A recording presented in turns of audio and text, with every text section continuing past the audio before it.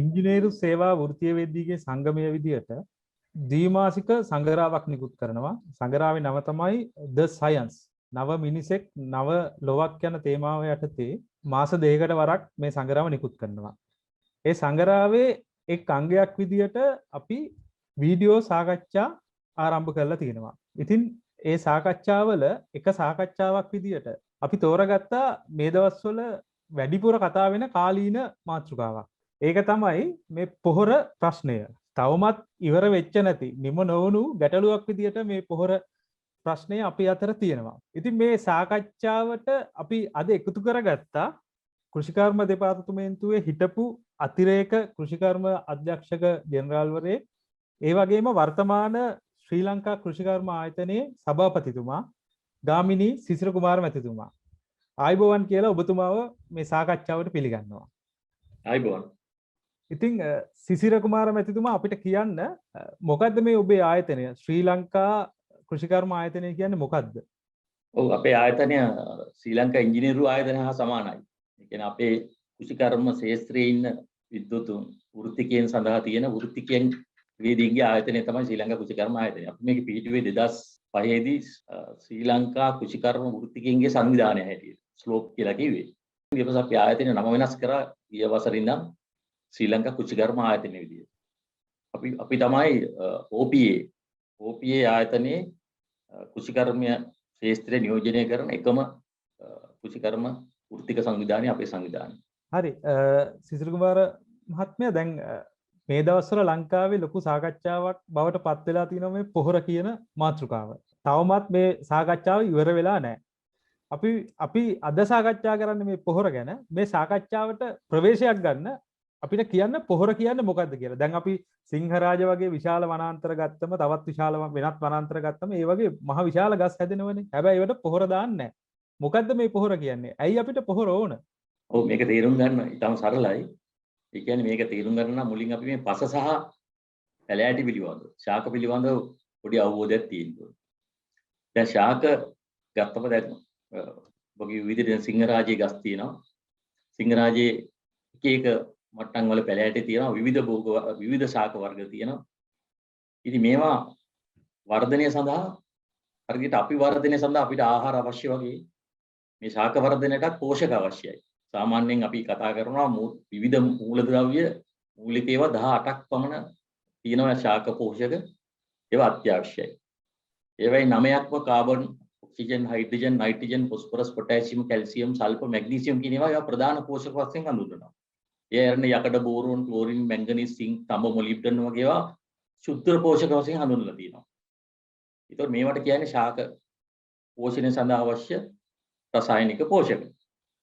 එතකොට සිංහරාජ්‍ය වගේ පරිසරයක් ගත්තොත් දැන් මේ පරිසරයේ පසෙන් ඉවත් වෙන පෝෂක ශාක ලබාගෙන ආපහු ඒවා පළ හැටියට, කොළ හැටියට, දිරාපත් වෙන ද්‍රව්‍ය හැටියට පසට ආපහු එකතු වෙනවා. ඒතර මේක සංවෘත්තයි. ඒක ඇතුලේ ඒක සිද්ධ වෙනවා. එතකොට මේ පසෙන් ඉවත් වෙන පෝෂණය නැවත පසට ලැබෙනවා. මොකද මිනිසාගේ ක්‍රියාකාරීත්වයක් නැහැ. නමුත් අපි කෘෂිකර්ම කියන්නේ පරිසරය වෙනස් කරමින් ආපු ගමනන්නේ නේද? අපි පරිසරයේ පස්සේ අපි අලුතෙන් භෝග වවනවා. ඒතර භෝග වවලා අපි මොකද කරන්නේ? ඒ භෝගේ අස්වැන්න අපි ලබා ගන්නවා ආහාර විදියට. සමහර භෝගේ කොටස් ඉතුරු වෙන කොටස් අපි පසට එකතු කරනවා. සමහර ඒවත් අපි වෙනත් දේවල් වලට ප්‍රයෝජන ගන්නවා. එතකොට මේ පසෙන් පෝෂණය ඉවත් වෙනවා. එතකොට දිගින් දිගට පසක මේ විදිහට භෝග වගා කරනකොට ඒ පසේ ඉවත් කරන පෝෂණය අපි ලබා දෙන්න ඕනේ. නැත්නම් ඒ භෝගවල වර්ධනය අර කලින් මුල් වතාවේ වගේ වෙච්ච සිද්ධ වෙන්නේ නැහැ. නිරෝගී වර්ධනයක් සිද්ධ කරලා අපි බලාපොරොත්තු වෙන අස්වැන්නක් නේ. ගෙඩි විදියට හරි, කොළ විදියට හරි, කරල් විදියට හරි අපි අස්වැන්නක් බලාපොරොත්තු වෙනවා. ඒතර ඒ අස්වැන්න ලබා ගන්න නම් පසට පෝෂක එකතු කරන්න ඕනේ. සිංහරාජයේ වගේ පරිසරයක ඒක අවශ්‍ය වෙන්නේ නැහැ. මොකද ඒකෙන් අපි පෝෂණය එළියට අරන් යන්නේ නැහැ. නමුත් කෘෂිකාර්මික පරිසරයක භෝග වගාවේදී අපි පස්සේ තියෙන පෝෂණය අපි ඉවත් කර ගන්නවා අස්වැන්න විදියට. ඒ නිසා පසට පෝෂණය ලබා දීම අත්‍යවශ්‍යයි. හරි. ඒ කියන්නේ අපි අස්වැන්න විදියට මේක එක තැනක වගා කරලා එතනින් අස්වැන්න ගිනියන නිසා ඒ පස නිසිරු වෙනවා. ඒක නිසා බාහිරින් අපි පොහොර එකතු කරනවා. පොහොර එකතු කරනවා. හරි. එතකොට දැන් පොහොර ගැන කතා කරාම ප්‍රධාන වශයෙන් පොහොර ಜಾති දෙකක් ගැන මේ දවස්වල හොඳට කතා වෙනවනේ. එකක් තමයි රසායනික පොහොර, අනිත් එක කාබනික පොහොර. මොකද්ද මේ රසායනික පොහොර, කාබනික පොහොර කියන්නේ? මේ දෙකේ වෙනස මොකද්ද? සමහරවිට මේක සමහරු පටලවාගෙනක් තියෙනවා. ඇත්තට කාබනික පොහොරත් රසායනිකයි. අකාබනික පොහොරත් රසායනිකයි. මේ ලෝකේ හැම දෙයක්ම රසායනිකයි.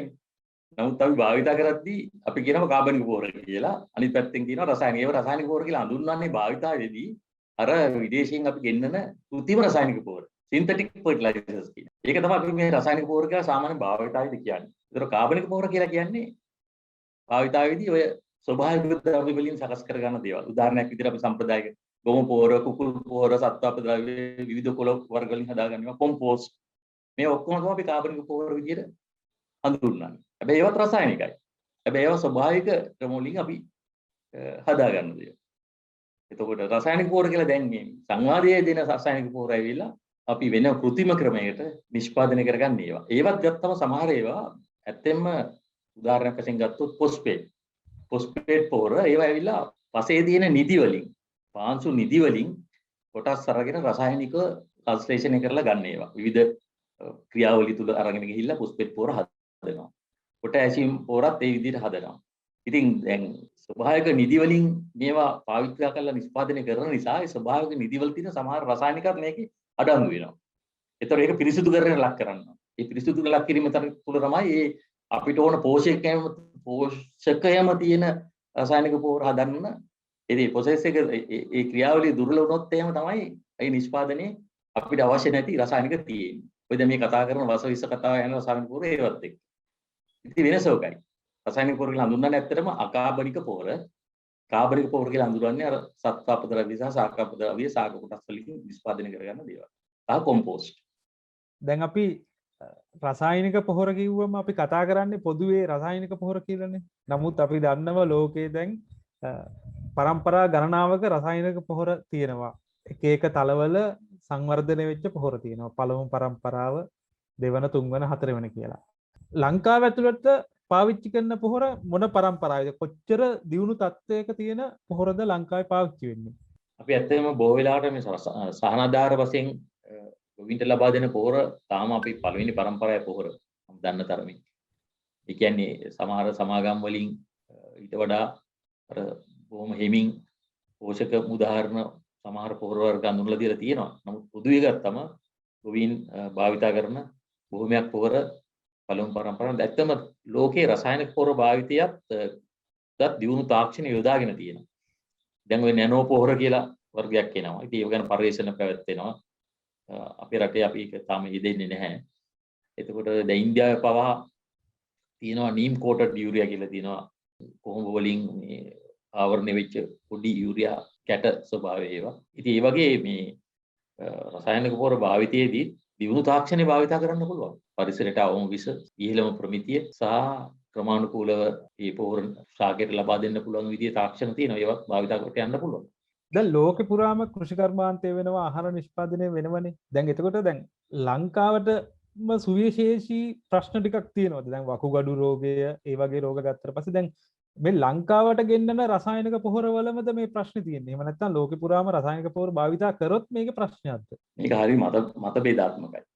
ඉතින් ওই ප්‍රශ්නේ දැන් මෙහෙම හිතමු. අපි දැන් මේ කතා කරන රසායනික පොහොරනේ. ඒතකොට ආනයනික රසායනික පොහොරවල වසවිස තියෙනවයි කියන ඒක වෙන්නේ අපි ගෙන්නන පොහොරවල ගුණාත්මකත් එක්ක. එතකොට ඒ ලංකාවේ ප්‍රමිති කාර්යාංශ විසින් හරිගස්සලා තියෙනවා ප්‍රමිති.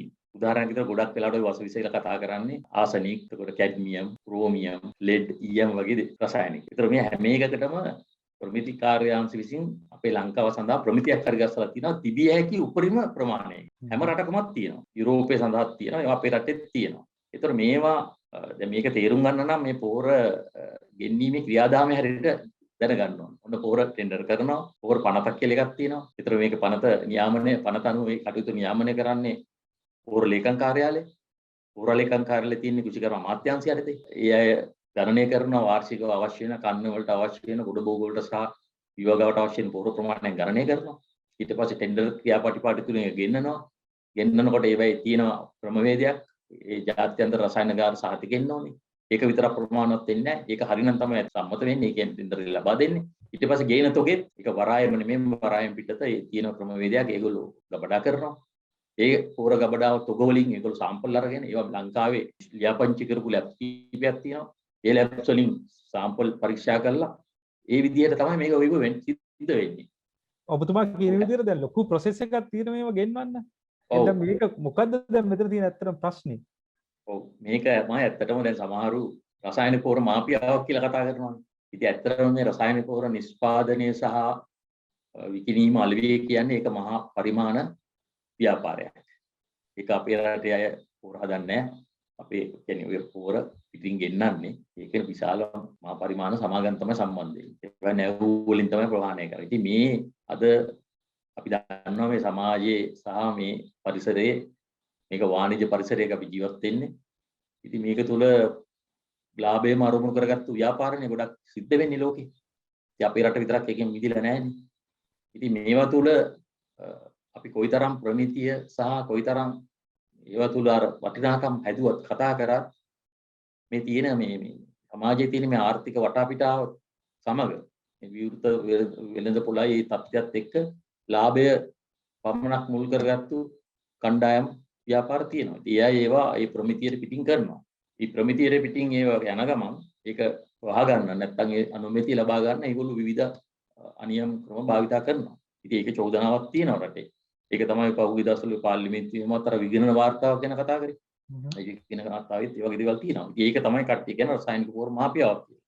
ඒ කියන්නේ බාල පොහොර ගෙන්නනවා බෙදා හරිනවා. ඉතින් අපේ ආයතනෙ උනත් ඒක වතාවක් පහුගිය කන්නේක අපිට ආරංචියක් ලැබුණා ඊයන් වැඩි ලෙඩ් වැඩි රසායනික පොහොර තොගයක් ගබඩාවල තියෙනවා. ඒක ගොවීන්ට නිකුත් කිරීම නෙපයි කියන තීරණය අරගෙන තිබුණා පොහොර පිළිබඳ උපදේශන කමිටුව විසින්.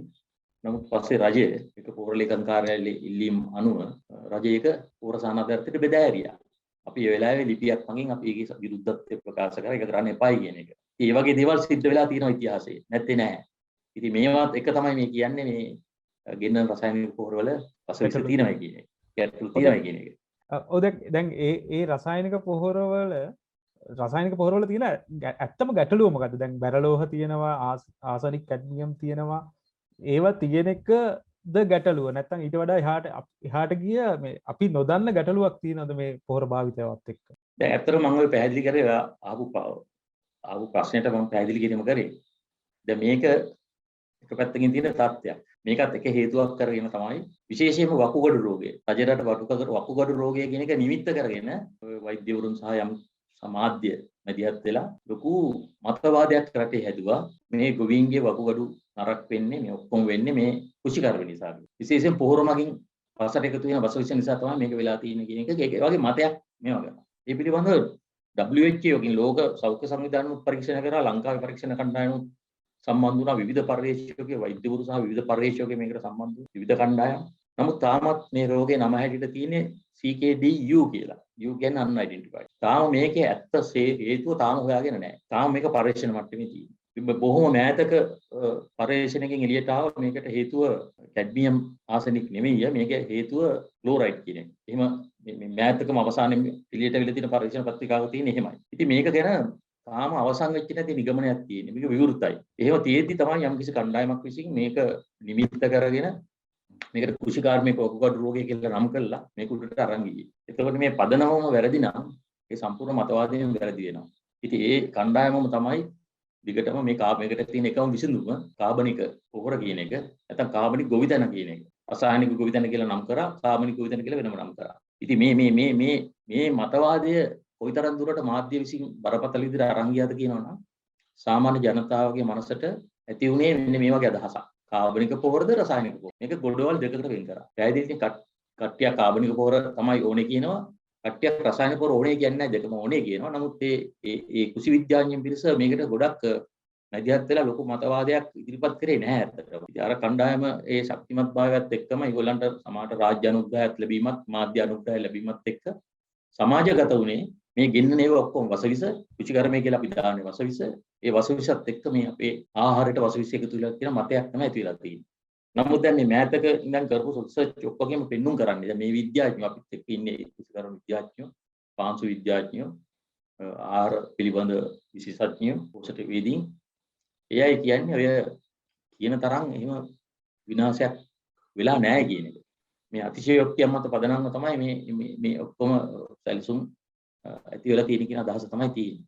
ඔව් දැන් එතකොට දැන් ඔබතුමා කියන්නේ මේ රසායන පොහොර වලට මේ කියන තරම් ගැටලුවක් නැහැ. මේක උලුප්පපු මතයක් තමයි තියෙන්නේ. එතකොට දැන් රසායනික පොහොර වෙනුවට ඉදිරිපත් කරන විකල්පය කාබනික වගාව. එහෙම නැත්නම් කාබනික පොහොර භාවිතා කරමින් කරන වගාවනේ. එතකොට කාබනික පොහොර වගාවෙත් අපි නොදන්න ගැටලුකාරීත්වයන් තියෙනවද නැත්නම් එහෙමත් දැන් අලුත්ම යෝජනාව තමයි කාබනික පොහොර ආනයනය කරන්න. ඒකේ මොන වගේ ගැටලුකාරී තත්ත්වයක්ද? ඒකේ මොන වගේ ප්‍රශ්න ඉස්සරහට එන්න පුළුවන්ද? මම කිව්වේ නෑ රසායනික පොහොර ගැටලුවක් නෑම කියලා. මම ඒ විද්වත් අදහස තමයි මම කිව්වේ. රසායන වල ගැටලු ඇති වෙනවා. ගැටලු ඇති වෙන විදිහ මම කියනවා නම් මෙහෙමයි. මේක අපි මෙහෙම තේරුම් ගන්න ඕනේ. මම අර කියන්නේ පස තමයි සියලුම ශාක වලට පෝෂණය ලබා දෙන්නේ. ඒතකොට පස සජීවීව තියාගත්තොත් පස සරුපසක් නම් අපිට වගාව හොඳින් කළා අවශ්‍ය අස්වනු ලබා ගන්න පුළුවන්, ආදායම් ලබා ගන්න පුළුවන්. පස සරුපසක් වෙන්නේ පසේ අවශ්‍ය ප්‍රමාණයට කාබනික ද්‍රව්‍ය තියෙනවා. පසේ කාබනික ද්‍රව්‍ය නැත්නම් එකක් තමයි පසට යොදන රසායනික පොහොර වල ප්‍රතිඵලයක් නැති වෙනවා. ඒ පසට යොදන රසායනික පොහොර ස්වල්ප ප්‍රමාණය වුණත් පසේ රඳව ගන්න බැරි වෙනවා. රස කරුණත් හේදිලා යනවා. පසට කාබනික ද්‍රව්‍ය කියන එක අත්‍යවශ්‍යයි. ඒ අත්‍යවශ්‍ය කාබනික ද්‍රව්‍ය කියන එක මත තමයි යොදන රසායනික පොහොරේ ප්‍රයෝජනය ගන්න පුළුවන්. ඒකෝර ඒ රසායනික අපි තුමු කාබනික ද්‍රව්‍ය නැති පසක්, සාරවත් පසක් කියලා කියන්න බෑ. ඒ පසකට රසායනික පොහොර දැම්මොත් මොකද වෙන්නේ? ශාකයට උරා ගන්න ප්‍රමාණයට වඩා විශාල වැඩි ප්‍රමාණයක් හේදිලා ගිහින් අවසානයේ ජල මාර්ග වලට එකතු වෙන්න පුළුවන්. ඒ වගේම කෙනෙක් වාණිජ වගාවකට Tamanට තියෙන අවදානම වැඩි නිසා සමහරට ඒ වගාවේ පිටු මුඩරට එළවලු වගාව, අරතප්පල වගාව, ඒවයි ආදායම් වැඩි නිසා ඒ අය අත දිගහැරලා සමහරට පොහොර වලට විදම් කරනවා වෙන්නේ. ඒතර අවශ්‍ය ප්‍රමාණයට වඩා ඒ තැන්වල පොහොර දැම්මම වෙන්නේ ඒවත් හේදිලා ගිහිල්ලා අපේ ජල මාර්ග වලට එකතු වෙනවා. ඉතින් මේ වගේ සමහර තැන්වල රසායනික පොහොර අවිධිමත් විදිහට භාවිතා කිරීම නිසා, අවිචාරාත්මක භාවිතා කිරීම නිසා පරිසර හානියක් සිද්ධ වෙනවා. ඒක නැහැ කියන්න බෑ. හැබැයි ගේන පොහොර ප්‍රමාණය දිහා බැලුවම ඔය තියෙන දත්ත වලින් වගාවලට යොදන ප්‍රමාණය සම්පූර්ණ ආනයනය කරන පොහොර ප්‍රමාණයම භෝග වගාවට දෙන්නේ නැහැ.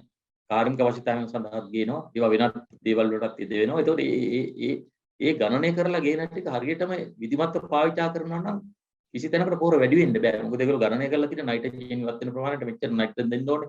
ඒ විදිහේ ගණනයක් නේ කරලා තියෙන්නේ. නමුත් මේක අනිසි විදිහේ භාවිතා වීම නිසා දැන් සමහරවිට අපි දන්නවා දුප්පත් ගොවි මහත්තුරු Tamanට සානාධාරයට හම් වෙන පොහොර ටික විකුණු අවස්ථා තියෙනවා වෙනත් අයට. ඒ වගේ දේවල් වාර්තා වෙලා තියෙනවා. ඒ කියන්නේ මේකේ තුල මේ පොහොර භාවිතය තුල අවිධිමත් ප්‍රශ්නයක් තියෙනවා. ඒ ප්‍රශ්නය තුල රසායනික පොහොර භාවිතයේදී පරිසරයේ දූෂණය සිද්ධ වෙන්න පුළුවන් යම් ප්‍රමාණයකට. නමුත් ඒවයි තියෙන කැඩ්මියම් සහ ආසනික් ලෙඩ් අවශ්‍ය ඒ ප්‍රමාණය හරියට ගණනය කළා මේ රටට පසට වැඩිච්ච ප්‍රමාණය ගණනය කරලා බැලුවොත් ලෝක සම්මත එක්ක ගත්තම ප්‍රමිතිය සම්මතයේ පසක තියෙනවනේ කොයිතරම් උපරිම තියෙන පුළුවන්ද කියලා ඊට වඩා අඩුයි. ඒත් එක්කම දැන් වකුගඩු රෝග සම්බන්ධයෙන් හම්බෙලා තියෙන අලුත්ම පරීක්ෂණ පත්‍රිකාවල ඒ සොයාගෙනුත් එක්ක ගත්තම මේකේ තියෙන සම්බන්ධය ඍජු සම්බන්ධයක් නැහැ කියන එක තමයි තියෙන්නේ. මේ පොහොර සම්බන්ධයෙන් කෘමිනාශක සම්බන්ධයෙන් අපිට වෙනම කතා කරන්න පුළුවන් ඒක වෙනම පැත්තක්. හරි. ඒතර මගේ අර ප්‍රශ්නේ දෙවෙනි කොටසට ගියොත් ඒව දැන් ඕකේ අනිත් පැත්ත කාබනික පොහොරනේ. ඒතකොට දැන් කාබනික පොහොර ආනයනය කරන්න දැන් සූදානමක් තියෙනවා. රසායනික පොහොර ආනයනය නවත්තලා දැන් මේකේ අපි නොදකින්න පැත්ත මොකද්ද? මේකේ තියෙන සමහර කෙනෙක් මේක අති භයානක තීරණයක් කියලා. රසායනික පොහොර කියලා කියන්නේ ශාකයට අවශ්‍ය වෙන පෝෂකයන් ප්‍රමාණයක් අස්වැන්න ලබා ගැනීම සඳහා. ඉතින් ඒක කාබනික පොහොර වලින් දෙනවා නම් කාබනික පොහොර වල තියෙන ප්‍රතිශතය හරි අඩුයි. අපි කියන කොම්පෝස්ට් උනත් ගොම් පොහොර උනත් ඒ හැම එකම තියෙන ප්‍රතිශතය හරි අඩුයි. ඒක පාංශු විද්‍යාඥයෝ කාබනික පොහොර කියන වචනට වඩා ඒගොල්ලෝ කැමති මේක කාබනික ද්‍රව්‍ය කියලා කියන්නේ. ඒගොල්ලෝ මේ කාබනික ද්‍රව්‍ය යොදන්න කියන්නේ මේ පසේ තියෙන තත්ත්වය, පසේ පාංශු වීව දිනු වෙන්නේ. පසේ තියෙන එතමනේ රඳවා ගැනීම හැකියාව දිනු වෙන්නේ. පසේ අර තියෙන කැටායන ධාරිතාව කියන්නේ ඒ රසායනික පොහොර සාකයට පුරා ගැනීමට අවශ්‍ය වෙන පසුතලය හදා ගැනීම තමයි ඒ කාබනික ද්‍රව්‍ය යොදන්න කියලා කියන්නේ. ඒ කාබනික ද්‍රව්‍ය වලින් ශාකයට අවශ්‍ය ප්‍රධානම දේවල් අපිට මූලික 9ක් තියෙනවා. ඒකෙන් NPK ප්‍රධානයි, නයිට්‍රජන් ෆොස්ෆරස් පොටෑසියම්. ඒවා ශාකයට අවශ්‍ය වෙන ප්‍රමාණය කාබනික පොහොර වලින් දෙන්න කිව්වොත් කාබනික පොහොර දාන්න විශාල ප්‍රමාණයක්. මහා පරිමාණයෙන් දානවා. ඒතර කාබනික පොහොර වලට හදලා තියෙනවා ප්‍රමිතියක්. කැඩ්මියම්, ලෙඩ්, ක්‍රෝමියම් ඒවට හදලා තියෙනවා යම්කිසි උපරිම තියෙන සංඛ්‍යාවක්.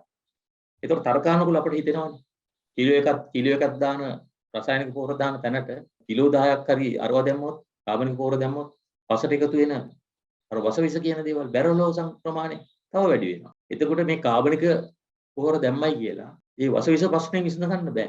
කාබනික පොහොර වලින් නුත් ඒ කාබනික පොහොර තුලත් ඒ යම් ප්‍රමාණයක් තියෙනවා. ඒ ප්‍රමාණය අපි කාබනික පොහොර වැඩිපුර දානකොට එක තැනකට වැටෙන ප්‍රමාණය තව වැඩි වෙනවා. ඒ නිසා වසවිස ප්‍රශ්නේ විසඳෙන්නේ නැහැ. එතකොට ඔබ අහපු අනිත් ප්‍රශ්නේ පිටරටින් ගෙන්නන එක. පිටරටින් ගෙන්නනවාට මේකට විරුද්ධව අපි වෙනම ලිපියක් ලියුවා. කරුණු ඇතුව.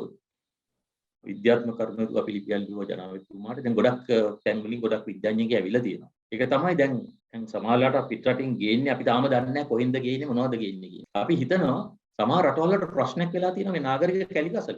නාගරික කැලිකසල වලින් කොම්පෝස්ට් හදන එක අපි හිතනවා හරි ලේසි කියලා. ඒකට තාක්ෂණේ තියෙනවා. නමුත් මොකද තියෙන සාහිත්‍යයේ ඒ නාගරික කැලිකසල වලින් හදපු කොම්පෝස්ට් වල තියෙන ගුණාත්මක පිළිවෙල. අපි නිකන් සරලව හිතන්නකෝ. කොම්පෝස්ට් ගොඩකට අපි බැටරි කැල්ලක් වටනකොට මොකද වෙන්නේ? heavy metals බැරලෝ එකතු වෙනවා. ඉතින් නාගරික කැලිකසල කියන්නේ නාගරික අපද්‍රව්‍ය කියන්නේ එතන ලොකුම අවදානමක් තියෙනවා. ඉතින් අපි දන්නේ නැතුව නාගරික කැලිකසල වලින් හදපු කොම්පෝස්ට් එකම රටට ගෙනවොත් ප්‍රශ්නයක්. ඉතින් පිටරටින් ගෙන මොකක් වුණත් දැඩි ඒ ප්‍රමිතිය දැඩි විදියට පරීක්ෂා කරලා බලලා තමයි දැන් ගෙන්නන්න වෙන්නේ. ඒක එකක් පැත්තක් අපි විරුද්ධ වෙනවා. අනිත් පැත්ත තමයි දැන් කොම්පෝස්ට් කාබනික පොහොර නැව් ගණන් එනවා වෙනුවට දැන් සලකා බලමින් යනවා අර බයෝ ෆර්ටිලයිසර්ස් ගෙන්නන එක. ජීව පොහොර. මොකද ඒක තේරුම් ගන්න එක තවත් පැත්තක්. ඒ කියන්නේ පස කියන්නේ සජීවී තැනක්නේ. පසේ ජීවියක් තියෙනවා. ජෛව පද්ධතියක් පස කියන්නේ. පසේ ශුද්‍ර ජීවීන් රාශියක් ඉන්නවා. ජීව ක්‍රියාවලිය සිද්ධ වෙනවා. ඒ ජීව ක්‍රියාවලිය තුළිනුත් ශුද්‍ර ජීවීන් විසිනුත් ගාසට අවශ්‍ය පෝෂක ලබා දෙනවා. ගසට අවශ්‍ය පෝෂක ශුද්‍ර ජීවි විසින් නිෂ්පාදනය කරනවා නෙමෙයි. ශුද්‍ර ජීවි ක්‍රියාකාරීත්වය විසින් එක්කෝ වායුගෝලයේ තියෙන නයිට්‍රජන් එහෙම නැත්නම් ඒ පසේ තියෙන වෙනත් රසායනික ද්‍රව්‍ය ඒවා පරිවර්තනය කළ දෙනවා සාකේට පෝෂක විදියට. ඒකට ශුද්‍ර ජීවීන් තමයි. හැබැයි මේ ශුද්‍ර ජීවීන්ගේ ක්‍රියාකාරීත්වයත් පසේ කාබනික ද්‍රව්‍ය තියෙනවා. කාබනික ද්‍රව්‍ය නැති ඕදා පාලවල ගිය පසක ශුද්‍ර ජීවීන් නැහැ. හරිම අඩුයි. ඉන්න බෑ. එතකොට ඒ නිසා තමයි අපි කියන පසට කාබනික ද්‍රව්‍ය යෙදීම අත්‍යවශ්‍යයි.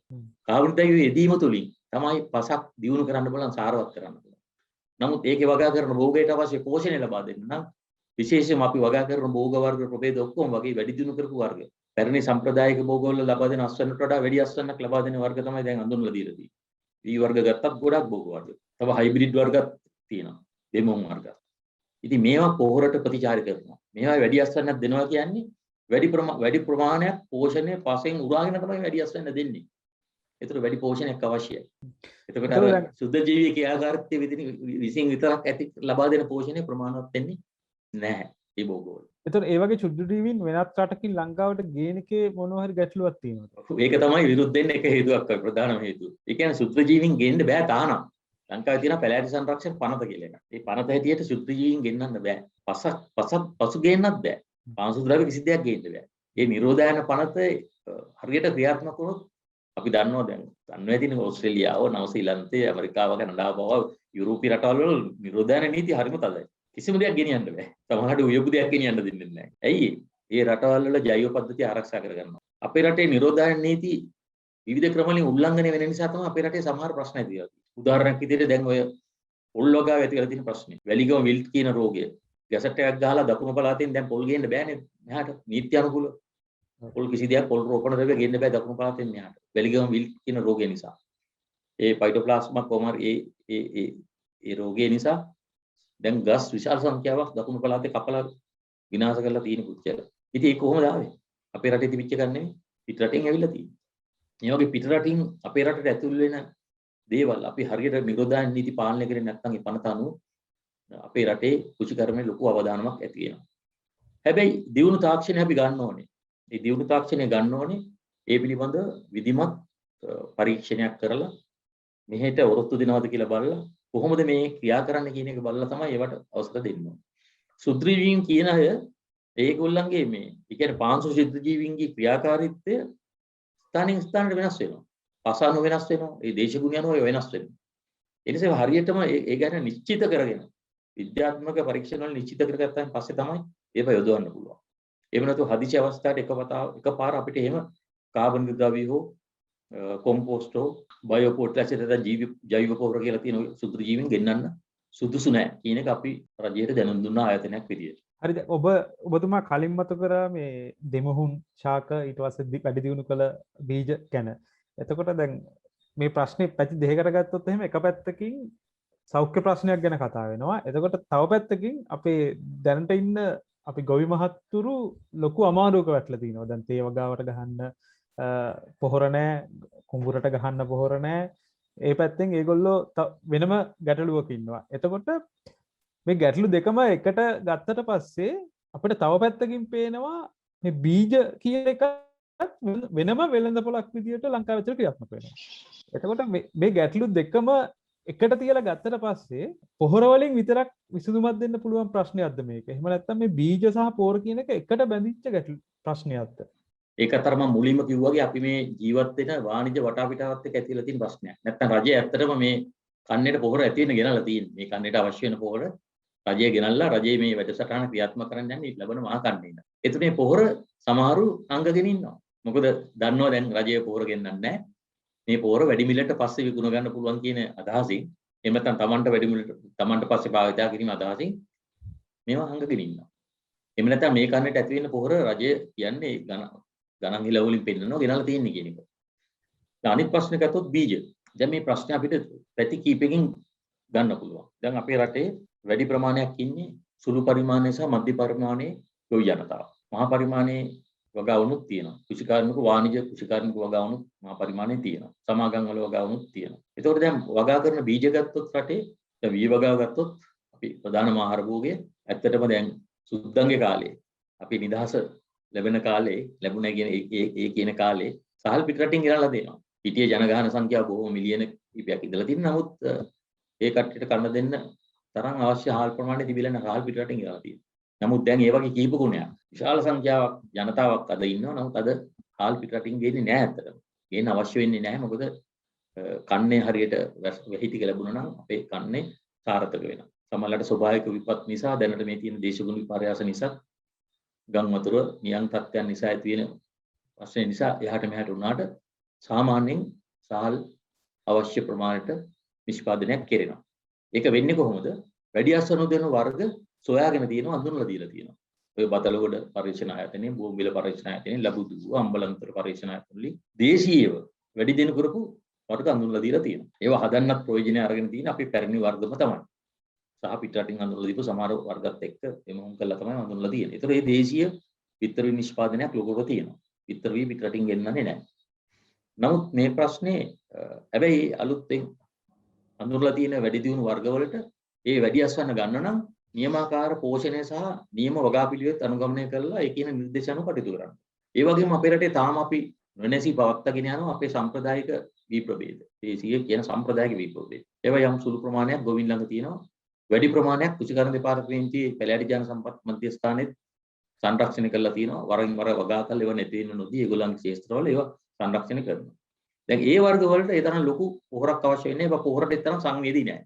ලොකු අස්වැන්නක් නොදුන්නත් ඒ වගේ කාබනික තත්ත්වයන් විතර වගා කරන්න පුළුවන්. එළවලු වර්ග ගත්තාම අපේ දේශීය වර්ග ගොඩක් තියෙනවා අඳුනලා දීලා. නමුත් ඒත් එක්කම අපි මේ බීජ ආනයනය කරපු නිසා දැන් විදේශී සමාගම් වලින් බීජ ලංකාවට ඇවිල්ලා තියෙනවා. වැඩි අස්වැන්න දෙන බීජ සමහරව හයිබ්‍රිඩ් කියන ඒවා. අනිකුත් භෝග වර්ගලත් එහෙමයි. පළතුරු සම්බන්ධයෙන් නම් විශාල ප්‍රමාණයක් ලංකාවේ වේද අඳුනලා දීලා තියෙනවා. දැන් මෙතන වැදගත් වෙන්නේ ගොවීන්ගේ පැත්තෙන් ගත්තාම ගොවියාගේ වෘත්තිය තමයි ඒක. ගොවියා ජීවත් වෙන්නේ කියන්නේ. මහා පරිමාණයේ ගොවීන් ඒක ලොකු බිස්නස් එකක් වගේ කරාට වාණිජ්‍ය ව්‍යාපාරය කරාට සාමාන්‍යයෙන් ඒ කන්නේ වගා කරලා ඒකෙන් ජීවත් වෙන ගොවීන් විශාල සංඛ්‍යාවක් මේ රටේ ඉන්නවා. ඒ අයගේ ආදායම ජීවනෝපාය තීරණය වෙන්නේ එක දෙයකින් විතරක් නෙමෙයි. එකක් තමන්ගේ ලැබෙන බීජ වර්ගය, ඊට පස්සේ මේකට තියෙන අනිත් යෙදවුම් සහ මේකේ තියෙන පලිබෝධහානි පාලනය කරගන්නේ කොහොමද කියන එක. ජලය ටික සහ අවසානයේ වැදගත්ම දේ තමයි අලෙවිය. තමන්ගේ නිෂ්පාදනය සාධාරණ මිලකට අලෙවි කරගන්න පුළුවන්ද කියන එක. අද ඇත්තෙන්ම කියනවා නම් මේ නිෂ්පාදන වියදම එන්න අපේ වැඩි වෙලා තියෙනවා. ඒ නිෂ්පාදන වියදමත් එක්ක අඩු අස්වැන්නක් අරගෙන කොහොමත් ගොඩ යන්න බෑ කියන එක ගොවීන්ගේ අදහස තියෙනවා. ඒ නිසා තමයි ගොවීන් අර සම්ප්‍රදායික පරිණි වර්ග වලට යන්නේ නැතුව අලුත් වැඩි අස්වැන්න දෙන වර්ගම හොයන්නේ ඒකයි. සම්ප්‍රදායික වගා කරන ගොවීන් වුණත් අපි දන්නවා තියෙන ප්‍රශ්නේ. ඒ අය ඒ කාබනික වසවිස නැති කාබනික කියන ඒ සංකල්පෙත් එක්ක වැඩි මිලකට විකුණනවා. ඒතර වසවිස නැහැ කියන සංකල්පෙත් එක්ක යම්කිසි පිරිසකට ඉහළ මධ්‍යම පරාන්තික පිරිසකට කිලෝ එක රුපියල් 200ක් දීලා හාල් ගන්න පුළුවන් ඒ වර්ග. නමුත් බහුතරය ජනතාවට මේ මිලට ගන්න බෑ. එහෙම මෙයක් තියෙනතර ආදායමක් තියෙන නිසා යම්කිසි ප්‍රමාණයකින් වැඩි මිලක් හම්බ වෙන නිසා එයාට යම් ප්‍රමාණයකට පවතින්න පුළුවන්. ඉතින් මේකයි තත්ත්වය. මේකේ ලොකුම ප්‍රශ්නේ තියෙන බීජ විතරක් නෙමෙයි. පොහොර ඇතුළේ අනිකුත් යෙදුම්, ජලය සහ තාක්ෂණය අවසානයේ අලෙවි. මේ ඔක්කොම හැම දෙයක්ම එකට එකතු වෙලා තමයි ගොවියෙක්ගේ වගාවේ සාර්ථකත්වය නැත්නම් ආදායම බලපාන්නේ. ඔව් ඔබතුමා මතු කරපු කාරණයක් ගැන මට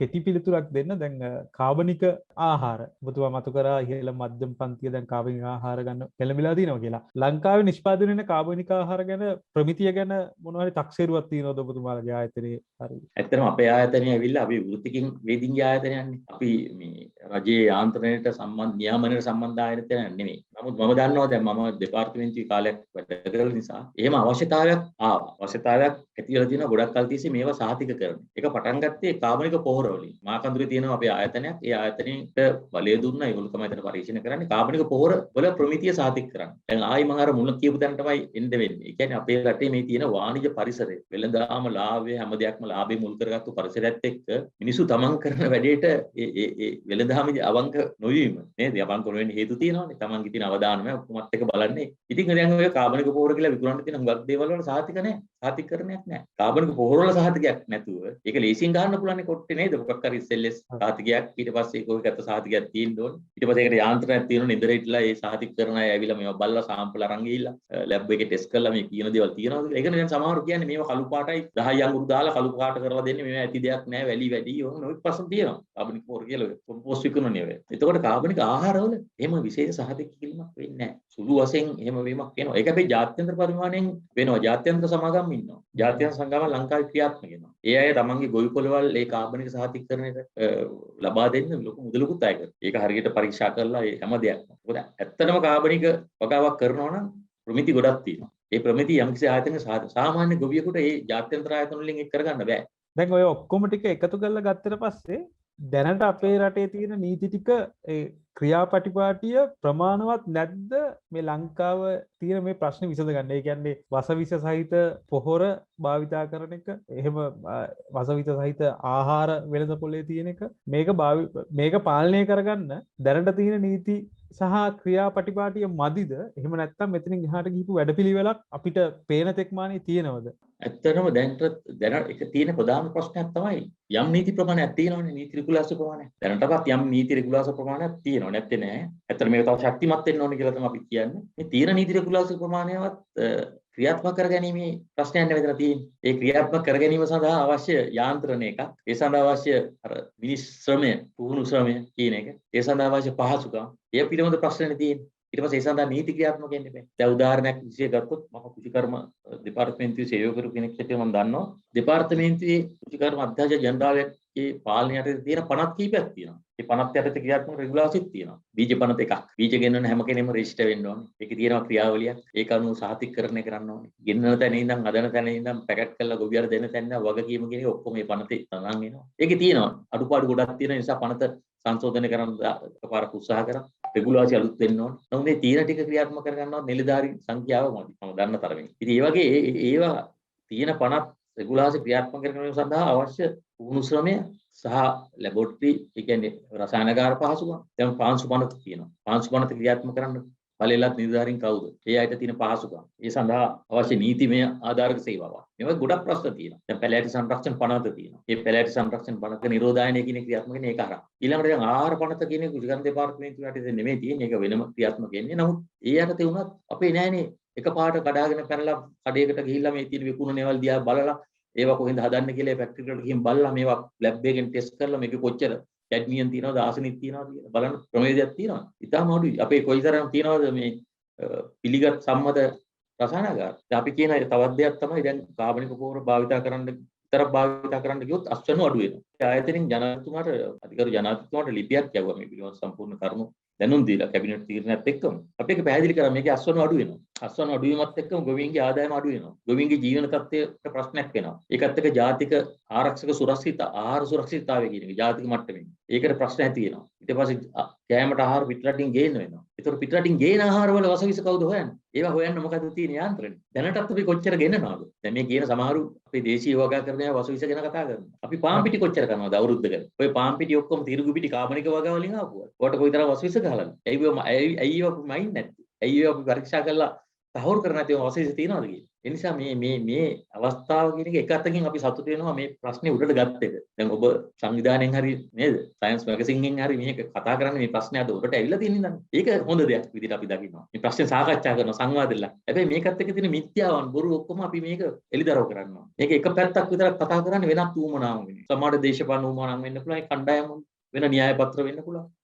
නමුත් මේක අපි දකින්නේ අපි මේක පුද්ගලික එක එක්කෙනාගේ අදහස් අනුව උපදෙස් අනුව නෙමෙයි විදියට ගන්න ඕනේ විද්‍යාත්මක පදනමක් මත විද්‍යාත්මක කරුණු විතරයි මොකද අපි විද්‍යාව හදාරපු අය අපි කෘෂිකර්ම කියන්නේ නිකම්ම ගොවිතැන නෙමෙයි ඉස්සර නිකම් ගොවිතැන කියලා එක කිව්වා ගොවිතැන කියන එක අද කෘෂි විද්‍යාව එතකොට කෘෂි විද්‍යාඥයෝ විශේෂඥයෝ තමයි මේ ප්‍රශ්නේ හරියට පැහැදිලි කරගෙන යන්න ඕන මාර්ගය කියන්න ඕනේ වෙනත් මතත් එක්ක යන්න ඉතින් ඒ නිසා අපි කියන්නේ දැන් වසවිස කතා කරද්දී බොහොම පුළුල් විෂයක් මම යෝජනා කරන්නේ මේ ඒ පිළිබඳව විශේෂඥ කෙනෙක් ගෙනල්ලා මේ සාකච්ඡා කරන්න සංග්‍රහවට ඒක මොකක් වැදගත්තේ තව කාරණයක් ප්‍රශ්න නැත්නම් මට තව කාරණයක් කියන්න පුළුවන් මේ කාබනික රසායනික ප්‍රශ්නේ ප්‍රවේශයෙන් වැරදි කියන අදහස් මගේ තියෙන මේ මාධ්‍යවල මේ මාධ්‍ය විසින් ගොඩ නැගුවා කුෂිකාර්මික වකුගඩු රෝගය කියලා මතයක් හැදුවා ඊට පස්සේ ඒක වෙන උමනාව වෙනින් කරපු දෙයක් මට නම් හිතෙන්නේ අල්ලා ඊට පස්සේ කාබනික පොර රසායනික පොර කියලා ගොඩ දෙක වෙන් කළා මිනිස්සු දෙපැත්තට දාලා මතවාදය හැදුවා නමුත් ඇත්තටම ගත්තොත් කුෂිකාර්ම දෙපාර්තමේන්තුවේ හිටි කෙනෙක් විදිහට මම දන්නවා මම දන්න කාලේ ඉඳන් කුෂිකාර්ම දෙපාර්තමේන්තුව මේ මහ පොළොවේ ගොවියා වෙත අරන් ගිය නිර්දේශය මොකක්ද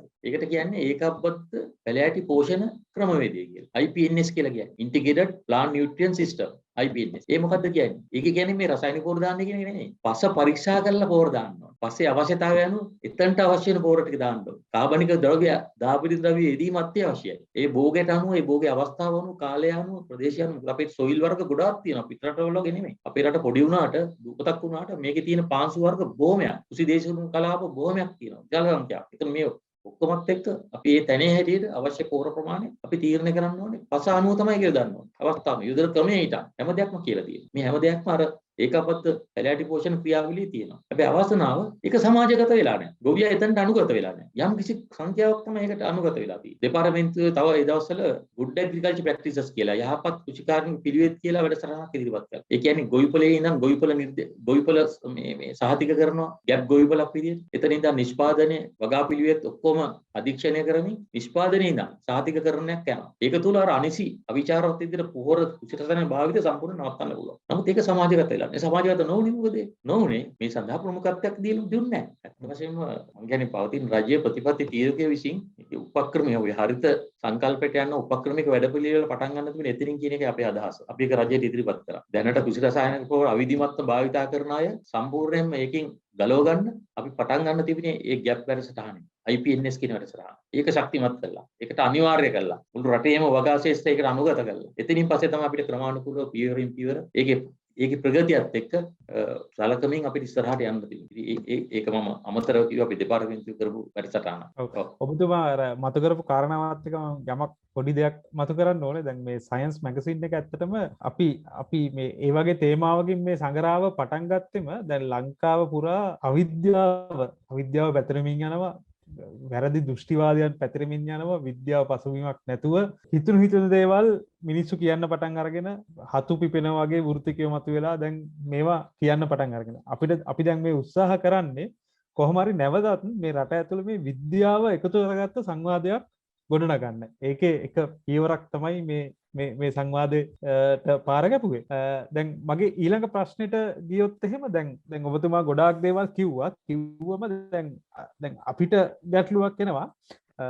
දැන් රසායන පොහොරද අපි පාවිච්චි කරන්න ඕන. කාබනික පොහොරද පාවිච්චි කරන්න ඕන. එහෙම නැත්නම් මේ දෙකම එකතු කරගත්ත මැද පාරකද අපි යන්න ඕනේ. දීර්ඝකාලීනව දැන් මේ රටේ නීති ඔක්කොම අමතක කරලා දාලා අපි නිකන් හිතුවොත් දැන් මොකක්ද ඇත්තටම දීර්ඝකාලීන වැඩපිළිවෙල වෙන්න ඕන? මොකක්ද සැලසුම වෙන්න ඕන? මම හිතන්නේ මම අර උත්තර දෙන්න පටන් ගත්ත එතනින් තමයි. දීර්ඝකාලීන සැලසුම වෙන්න ඕනේ. මෙතන තේරුම් ගන්න ඕනේ ඇයි පොහොර දාන්නේ කියන එක. පොහොර දාන්නේ පස සාරවත්ව තියාගන්න. සහ ඒ සාරවත් පසේ වගා කරන භෝගේ ප්‍රශස්තම අස්වැන්න ලබා ගන්න. ඒ සඳහා කාබනික ද්‍රව්‍ය අත්‍යවශ්‍යයි. ඒක කිසිසේත්ම ඒක ප්‍රතික්ෂේප කරන්න කළ යුතු නැහැ. නමුත් ඒ කාබනික ද්‍රව්‍ය යෙදීමෙන් පමණක් අපේ භෝග වලින් අපි බලාපොරොත්තු වන අස්වැන්න ගන්න බෑ. හේතුව ඒ පෝෂක ප්‍රමාණය එතන නැහැ. නමුත් අවශ්‍ය වෙන ශුද්ධ පෝෂක විශාල සංඛ්‍යාවක් තියෙනවා. ඊටත් වඩා පාංශු විවිධ දිනු කරලා පස්සේ තෙතමනේ සංරක්ෂණය කරනවා. රසායන පොහොර රඳවා ගැනීම හැකියාව වැඩි කරනවා. මේ ඔක්කොමත් එක කාබනික ද්‍රව්‍ය යෙදීම අත්‍යවශ්‍යයි. නමුත් රසායනික පොහොරේ දන්න ඕනේ.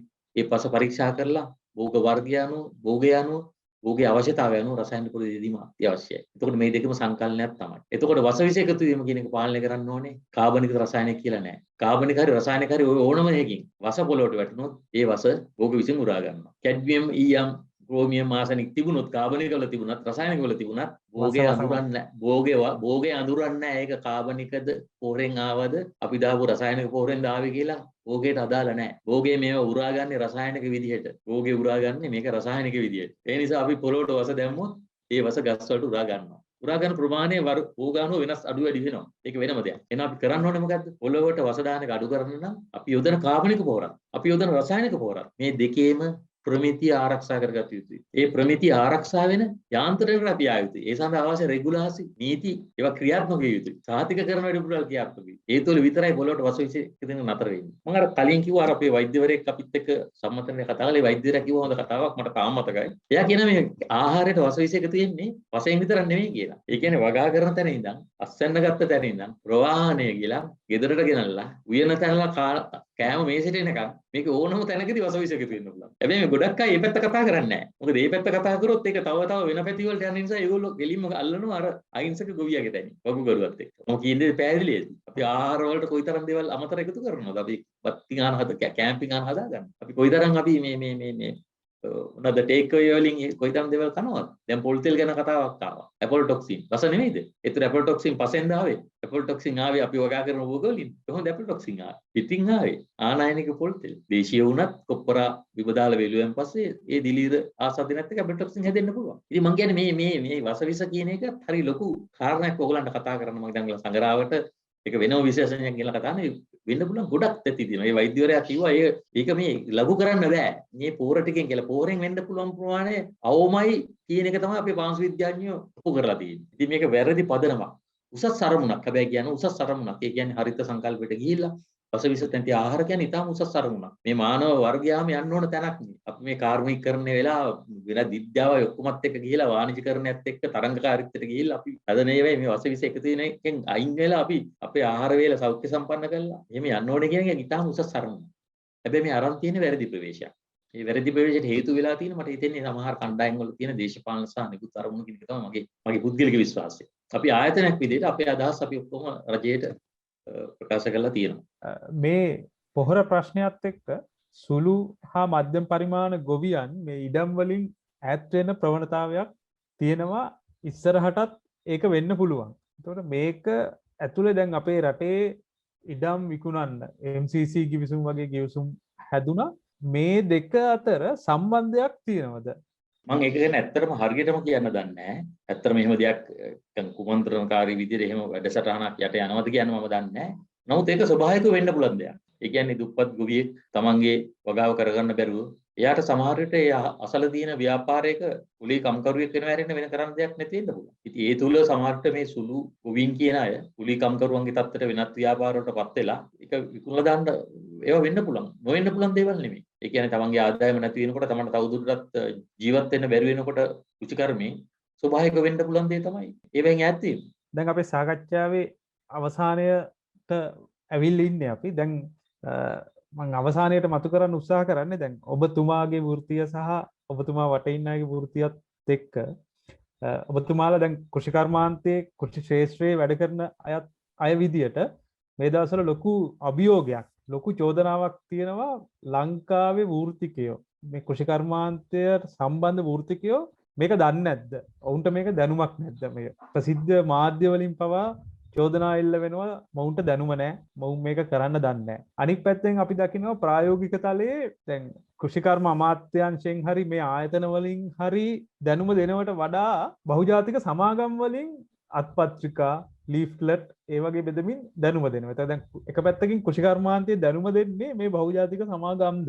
එතකොට අපේ මේ ඉන්න වෘත්තිකයන්ට දැනුම නැද්ද? මේ අභියෝගයේ බාර අරගෙන මේ රටේ මේ ප්‍රශ්නේ විසඳන්න දැනුම නැද්ද? දැනුම තියෙනවා නම් ඇයි මේ වෘත්තිකෝ ඉස්සරහට ඇවිල්ලා මේ ගැටලුව විසඳන්න මේකත් එක පෙරට එන්නේ නැත්තේ ඇයි? කොහොම බැරෑරුම් ප්‍රශ්නයක් ඇහුවේ. ඒ ප්‍රශ්නය යට යම්කිසි සත්‍ය පදනමකුත් තියෙනවා. විශාල මිත්‍යාවකුත් තියෙනවා. මම මෙහෙම කියන්නම්කෝ. දැන් ওই මතය හදන්නේ කවුද? සමහර වෘත්තිකයෝ ප්‍රසිද්ධියේ සාකච්ඡා කරනවා. ඔය අද ඔය කාබනික කියලා කියන කණ්ඩායම තමයි ඔය තර්ක විතර්ක ඔක්කොම දාන්නේ. ප්‍රසිද්ධි සාකච්ඡාවලදී එහෙම උන් දැකලා තියෙනවා. විශේෂයෙන්ම ඔය අපේ ජීවමයේ සභාපතිතුමා එහෙම. මෙහෙමයි රටේ ඕනම පුරවැසියෙකුට මේ රටේ සිදුවන ඕනම දෙයක් ගැන තමන්ගේ අදහස් ප්‍රකාශ කිරීමේ අයිතිය තියෙනවා. ප්‍රජාතන්ත්‍රවාදී අයිතියක් නැහැ. ඕනම කෙනෙකුට. ඒතකොට කෘෂිකර්මය කියන එක අපේ ජීවිතයට සම්බන්ධයිනේ. ඉතින් මේ ගැන යම් අවබෝධයකුත් තියෙනවා. සුළු හරි. එතකොට ගොඩක් අය ඉන්නවා වෘත්තික වෙච්ච අය අද ගොවි පවුල් වලින් ආපු අය ඉන්නවා.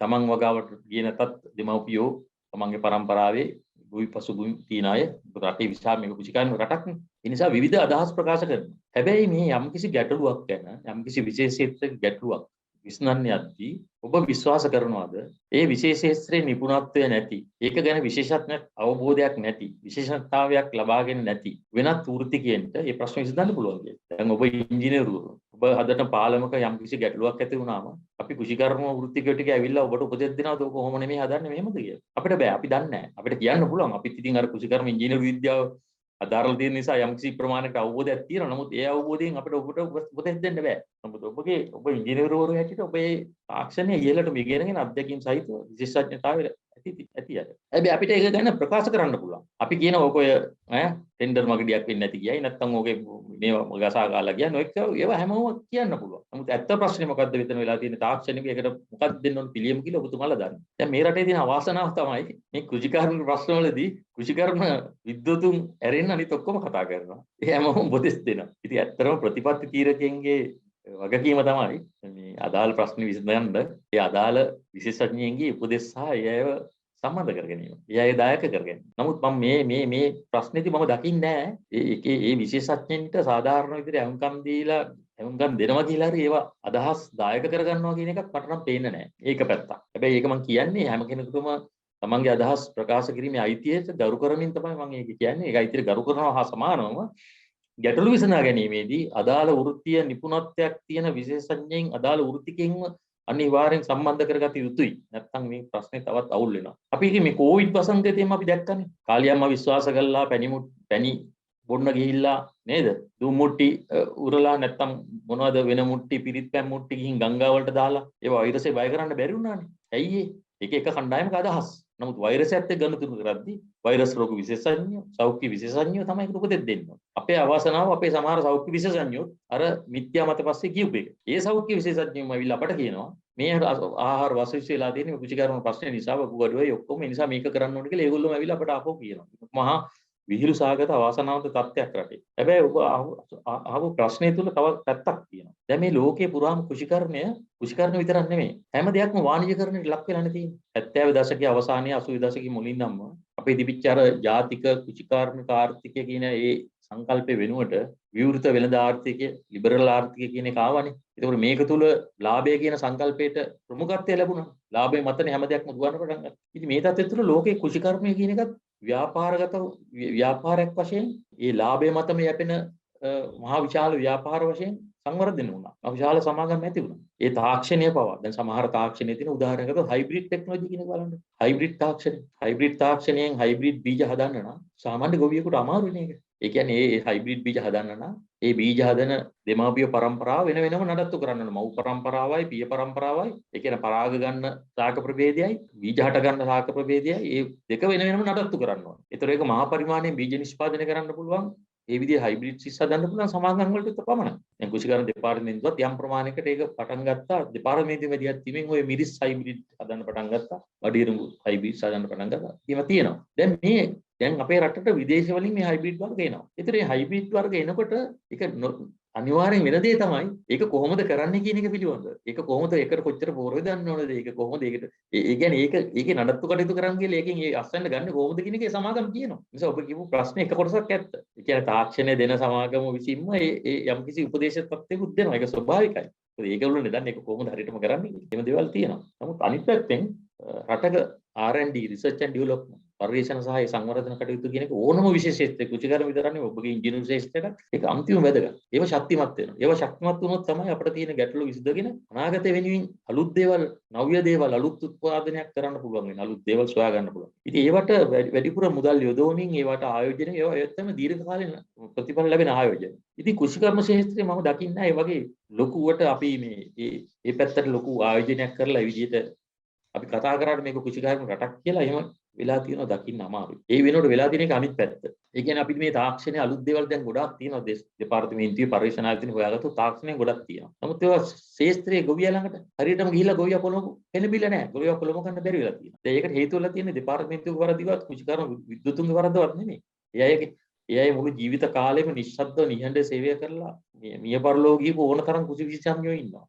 තාම සද්දායෙන් තමන්ගේ මුළු ජීවිතේ මේ වෙනින් කැප කරපු අය ඉන්නවා. අපේ ව්‍යාප්ති සේවය අද කඩන් වැටලා තියෙනවා. ව්‍යාප්ති සේවය කඩන් වැටලා කියන්නේ මෙහෙමයි. ව්‍යාප්ති සේවය එක කාලයක් තමයි ඉතා ශක්තිමත්ව අපේ හිටියා ග්‍රාමීය මට්ටමේ කුෂිකර්ම ව්‍යාප්ති සේවක කියලා නිලධාරී කේවිස් මහත්තයා කියලා කියන්නේ. 180 ගණන් වල අවසානයේ මම 90 ගණන් වල මොන වගේ ඒ එවකට හිටපු ජනාධිපතිවරයා ජනසවිය වැඩසටහන ක්‍රියාත්මක කරගෙන නිලධාරීන් ඔක්කොම ඒ කාඩර් එක අවෝසි කරලා ඒ කාඩර් එක ඔක්කොම සේවක සංඛ්‍යාව ඒකට බඳව ගත්තා. ඊට පස්සේ ග්‍රාම සේවා වසම් සංඛ්‍යාව උඩා කරලා ග්‍රාම නිලධාරී තනතුර දුන්නා. ඒකෙන් ඒ ශේත්‍රයේ හිටපු ගොවියත් එක්ක සම්බන්ධ වෙච්ච කුෂිකර්ම ව්‍යාප්ති සේවකින තනතුරුම නැති වෙලා ගියා. ඒතර ඊට ඊරෙන් හිටපු කුෂිකර්ම උපදේශකවරයාට පලා ගන්න තිබිච්ච ගොවි පෞල් සංඛ්‍යාව වැඩි. ඒතර ඔයිට කලින් ගොවියත් එක්ක ගමේ ගොවියත් එක්ක ගිහිලා මූණට මූණ කතා කරලා එයාගේ ප්‍රශ්නේ අඳුනගත්තු එයාට උපදෙස් දෙන්න පුළුවන් හිටපු නිලධාරියෙක් නැති වුණා ශේත්‍රයේ. ඒ අඩුව අද වෙනකම් පිරිමහිලා නැහැ. ඒ අඩුව පිරිමහන්න තමයි විවිධ මාධ්‍ය කියන්නේ මීඩියා කියන එක භාවිතා කරා සංනිවේදන මාධ්‍ය, මුද්‍රිත මාධ්‍ය, ටීවී මාධ්‍ය, ගුවන් විදුලි මාධ්‍ය. නමුත් ඒවා සම්පූර්ණයෙන් ඒක ඒ ප්‍රශ්නේ විසඳන්න බැරුණා. ඒවා වෙනදට වඩා ශක්තිමත්ව ක්‍රියාත්මක වුණාට ඒ ප්‍රශ්නේ සම්පූර්ණයෙන් විසඳලා නැහැ. ඒත් එක්කම අනිත් පැත්තට වෙච්ච දේ තමයි 13 වෙනි ආණ්ඩුක්‍රම ව්‍යවස්ථා සංශෝධනයෙන් පස්සේ කුෂිකර්ම ව්‍යාප්තිය කියන විෂය පළාත් සභාවට පැවරුණා. ඒතර කුෂිකර්ම පර්යේෂණ හා ප්‍රධාන සංවර්ධන ජාතික මට්ටමේ සංවර්ධන කටයුතු කුෂිකර්ම දෙපාර්තමේන්තුව අමාත්‍යාංශයේ මධ්‍යම රජය අමාත්‍යාංශයට පැවරෙනකොට පළාත්වල කුෂිකර්ම ව්‍යාප්ති කටයුතු පැවරුනේ පළාත් සභාවට. එතකොට පළාත් අතර අන්තර් පළාත් මහාවාරි මාර්ග පද්ධතිවල පමණක් ව්‍යාප්ති කටයුතු කුෂිකර්ම දෙපාර්තමේන්තුවේ මධ්‍යම කුෂිකර්ම දෙපාර්තමේන්තුවෙන් කළා. ඒ අරින්න මහාවැලි බල ප්‍රදේශවල මහාවැලි අධිකාරියෙන් කරා. ඉතින් මේ තත්ත්වයත් එක්ක ඊළඟට තව ප්‍රශ්නයක් වුණා. යෝජන සේවා දෙපාර්තමේන්තුවට ශ්‍රේෂ්ඨ නිලධාරීන් පිරිසක් හිටියේ නැහැ. ඔවුන් විශාල පිරිසක් බඳවගත්තා. බඳවගෙන ඔවුන්ව නම් කරා. එයාගේ තනතුරු දුන්නේ කුෂිකර්ම පර්යේෂණ හා නිෂ්පාදන සහකාර. කුප්පනිස කියලා දුන්නා. එහෙම තනතුරක් දුන්නා. නමුත් ඒ අය කුෂිකර්ම ගැන කිසිම දෙයක් දන්නේ නැති පිරිසක්. පස්සේ කාලෙක ඒගොල්ලෝ ඩිප්ලෝමා එහෙමත් යම් කිසි පිරිසක් කුෂිකර්ම විද්‍යාලයට ගිහලා ඩිප්ලෝමා ගත්තා. තව කොටසක් පුහුණුවෙන් කටයුතු කරා. නමුත් මේ අයගේ කුෂිකර්ම ව්‍යාප්තිය කුෂිකර්මයේ පිළිබඳ තියෙන තාක්ෂණික අවබෝධය ඉතාම අඩුයි. එතකොට රටේ හිටපු ගොවි ජනතාව අඳුනගත්තේ මේගොල්ලෝ තමයි කුෂිකර්ම ව්‍යාප්තිය නිලධාරීන්. මම කියන්නේ මේ පුද්ගලයත් එක්ක මගේ අමනාපයන් නිසා කියනවා නෙවෙයි. මම කියන්නේ අපි ගත්ත වැරදි ප්‍රතිපත්ති තියෙනවා. මේ අය ගොවි ජන සේවා දෙපාර්තමේන්තුවේ පනත ගොවි ජන සේවා පනත ක්‍රියාත්මක කරන්න සහ සැපයුම් වගාවට අවශ්‍ය සැපයුම් වලදී අවශ්‍ය කළමනාකරන කටයුත්තක් කරන්න මැදිහත් වෙන පිරිසක්. නමුත් මේ ප්‍රශ්න ඔක්කොමත් එක්ක බැලුවම පැහැදිලි නැති අපේ රටේ අර තාක්ෂණය සොයාගෙන තැන ඉන්නම් තාක්ෂණය ගමට යන ඒ චේන් එක නැත්නම් ඒ ධම්මැලේ පුරු ඊටාම දුර්වලයි. ඊටාම දුර්වලයි. ඉතින් මේ කාබනික සංකල්පේ වුණත් කොහොමද ක්‍රියාත්මක කරන්නේ? මොන සංකල්පයක්වත් ක්‍රියාත්මක කරන්න අපි ව්‍යාප්තිංශය ශක්තිවත් වෙයි. ඉතින් ඒ සඳහා ආයෝජනය කරන්න ඕනේ. අවසාන වශයෙන් අපිට කියන්න මේ සයන්ස් මැගසින් එකට ඔබතුමාලා දෙන පණිවිඩය මොකක්ද? අපි ශ්‍රී ලංකා කුෂිකර්ම ආයතනය වශයෙන් දෙන්න තියෙන ප්‍රධාන පණිවිඩය හැටියට මම දකින්නේ මේ කුෂි රසායනික භාවිතය පිළිබඳ අද මාධ්‍ය තුල ඇතිලා තියෙන සංවාදයේ අපි දකින ලොකු මිත්‍යාවක් තියෙනවා. මේ මිත්‍යාව තමයි යම් කණ්ඩායමක් විසින් යම් පුද්ගලයන් විසින් කියනවා මේ බටහිර දැනුම නැත්නම් ඒක බටහිර විද්‍යාව අපට ගැලපෙන්නේ නැහැ. අපට ගැලපෙන්නේ අපේම විද්‍යාවක් අපට තිබුණා. අපේ සම්ප්‍රදායික දැනුම, අපේම විද්‍යාව. මේක තමයි අපිට අවශ්‍ය කියලා කියනවා. නමුත් අපි දැඩිව විශ්වාස කරනවා විද්‍යාව කවදාවත් බටහිර විද්‍යාවද, පෙරදිග විද්‍යාවද කියලා වෙන් කරන්න බෑ. විද්‍යාව කියන්නේ දැනුම. ඒ දැනුම නිරන්තරයෙන් සංවර්ධනය වෙනවා. විද්‍යාත්මක ක්‍රමවේදය නිරන්තරයෙන් සංවර්ධනය වෙනවා, පරිණාමය වෙනවා. ඒ නිසා මේ මිත්‍යාවෙන් අපි මිදෙන්න ඕනේ. දෙවනුව මට කියන්න තියෙන අපි ශ්‍රී ලංකා කුෂිකර්ම ආයතනයේ හැටියට අපි නිරන්තරයෙන්ම කුෂිකර්මයේ විද්‍යාවක් වශයෙන් සලකලා ඒ විද්‍යාත්මක ප්‍රවේශයෙන් තමයි අපි හැම ගැටලුවක් දිහාම බලන්නේ. මේ ඇතුළේ තියෙන ගැටලුවේදීත් අපිට පුද්ගල මතවාද, පුද්ගල උපදේශ මත කරුණු තීරණය කිරීමට අපි විරුද්ධයි. අපි පැහැදිලිවම ප්‍රකාශ කරන්නේ විද්‍යාත්මක පදනමක් මත මේවා විග්‍රහ කරගමු. විද්‍යාත්මක පදනමකින් මේවට පිළිතුරු සොයමු කියන්නේ. විශේෂයෙන්ම රසායනික පොහොර කාබනික පොහොර ප්‍රශ්නයේදී අපි සීලම වෘත්තිකෙන්ට ඉංජිනේරු වෘත්තිකින් වන ඔබතුමාලා ඇතුළු සීලම මේ රටේ වෘත්තිකෙන්ට ජනතාවටත් අපි කරුණු පැහැදිලි කරගන්නේ කෘෂිකර්ම විද්‍යාවක් වශයෙන් තේරුම් ගන්න උත්සාහ කරන්නේ. කාබනික පොහොරද රසායනික පොහොරද කියන එක තරාදිය දෙපැත්තට දාලා කරන මේ සංවාදයේ කිසිම ඵලයක් නැති ප්‍රතිඵලයක් නැති ප්‍රගතියක් නැති දෙයක්. පස පැත්තෙන් හිතන්න, භෝගය පැත්තෙන් හිතන්න, පසට සහ භෝගයට කාබනික ද්‍රව්‍ය අත්‍යවශ්‍යයි. ඒ වගේම අස්වනු ලබා ගැනීමට අපි අපේක්ෂිත අස්වනු ලබා ගැනීමට රසායනික පොහොර අත්‍යවශ්‍යයි. රසායනික පොහොරින් කාබනික පොහොරින් පසට එකතු වෙන බුලන් වසවිස අවම කිරීම සඳහා වසවිස නැති කිරීම සඳහා වසවිස එකතු වෙන එක අවම කිරීම සඳහා අවශ්‍ය ප්‍රමිතිය සාතිකකරණයට ඒවා සුපරීක්ෂාකාරීත්වය දිනු කළා අවශ්‍ය නීති රෙගුලාසි සහ ක්‍රමවේදයන් ස්ථාපිත කළ යුතුයි කියන තැනක තමයි අපි ඉන්නේ. කිසිසේත්ම කාබන් ද්‍රව්‍ය යෙදීම සුළු කොටලා සලකන්න බෑ. ඒක අත්‍යවශ්‍යයි. ඒ වගේමයි කෘත්‍රිම රසායනික පොහොර යෙදීමත් අත්‍යවශ්‍ය වෙනවා අපිට අවශ්‍ය ආහාර නිෂ්පාදනය සඳහා. ඉතින් මේ සඳහා ඒ අවශ්‍ය අධ්‍යාපනය ලබා දීම අපේ යුතුකමක් විදිහට අපි සැලකනවා. ඒ වගේම සියලුම ප්‍රතිපත්ති තීරකයන්ට සහ ආයතන වලට අමාත්‍යාංශයට සහ ඕනම අවස්ථාවක අපි අපේ සහාය අපේ අදහස් ප්‍රතිපත්තිමය උපදෙස් අපේ නිරීක්ෂණ අපේ යෝජනා අපි ලබා දෙනවා. කෘෂිකර්මාන්තය කියන්නේ තවත් එක් විද්‍යාවක්. මේ අවුරුදු මිලියන ගාණක් සංවර්ධනය වෙච්ච කෘෂිකර්මාන්තය මේ විද්‍යාව අපිට පැයකින් පැය දෙකකින් කතා කරලා ඉවර කරන්න බෑ. ඒ කොහොම වුණත් අද ද සයන්ස් සංගරාවේ මේ සාකච්ඡාවට අපිත් එක්ක එකතු වුණ ශ්‍රී ලංකා කෘෂිකර්ම ආයතනයේ සභාපතිතුමා සිසිර මහත්මයට බොහොම ස්තුතියි කියලා අපි මේ සාකච්ඡාව මෙතනින් අවසන් කරනවා. බොහොම ස්තුතියි. බොහොම ස්තුතියි.